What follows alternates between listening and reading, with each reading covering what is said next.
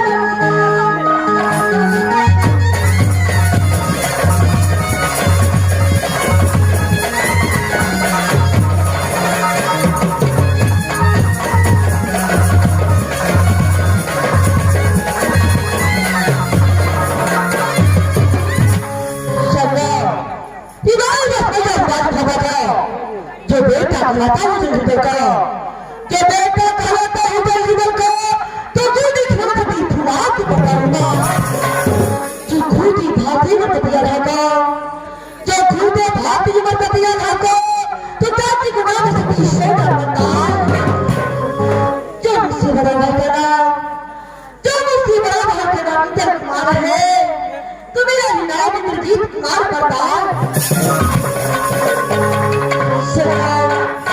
एक समय का बात है, जब मैं 5 वर्ष को था तो पिताजी ने मधुपुर कॉलोनी ट्यूशन करा दिया और जाती जाती बोल गए, बेबी टाइम नंबर जी रिकाम न खून तो सुन ले, कि जब तक राज भूपा से मधुपुर कॉलेज रूपे नाम को गवा लिया तब तक तुम दोनों यह नहीं सकता, अगर बिना आदर किया गया तो सरकार को बगल डाल देगा।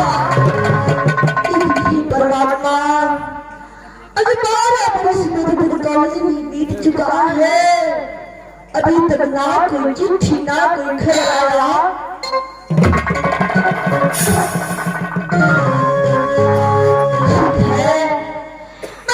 अपने भैया को पास जा रहा, उसके बाद दोनों बार मिल करके मधुपुर कॉलेज पढ़ने के लिए जाएंगे ना।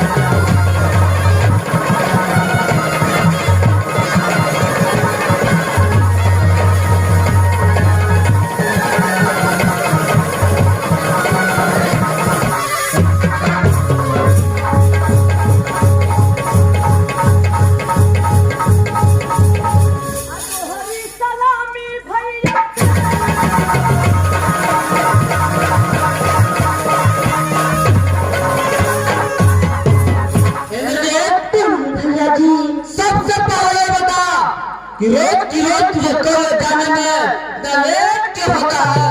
भैया जी, जब सवा दिन होता है तो गंगा जी में स्नान करके बाबा इंद्रनाथ दुर्गा का पूजा करता है, उसके बाद मधुपुर कॉलेज की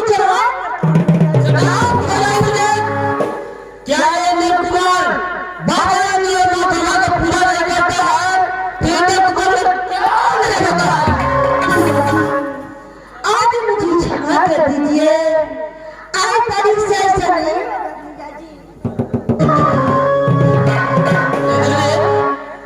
तू मेरा छोटा भाई है, इसलिए आज मैं तुझे माफ कर देता हूँ। आज तारीख से कदाप भी नहीं होना चाहिए। ठीक है भैया जी। मधुपुर कॉलेज का पॉपुलेट हो चुका है, यहाँ से दोनों भाई और मधुपुर कॉलेज की पढ़ाई करो। भैया जी, आज मुझे पढ़ने लिखने में दिल नहीं लगता है भैया जी। आखिर कारण क्या है जो आज तुझे पढ़ने लिखने में दिल नहीं लगता है? भैया जी, मुझे बहुत याद